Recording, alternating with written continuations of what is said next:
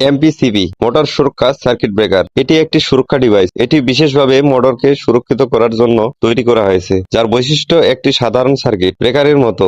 MPCB মোটরকে overload, short circuit থেকে রক্ষা করে। তাহলে আসুন এর সংযোগ ওয়ারিংটি শিখি। এমপিসিবি এর সাথে আমরা একটি 2 পোল এমসিবি এবং একটি সিঙ্গেল ফেজ মোটর নেব। এটি আমাদের single phase main input line, যা আমরা এমসিবি এর ইনপুটের সাথে সংযুক্ত করব। এখন আমরা এমসিবি এর আউটপুট থেকে বেরিয়ে আসা ফেজ ওয়্যারটিকে এমপিসিবি এর L1 এর সাথে সংযুক্ত করব এবং এমসিবি আউটপুট নিউট্রাল ওয়্যারটি এমসিবি এর L3 এর সাথে সংযুক্ত করব।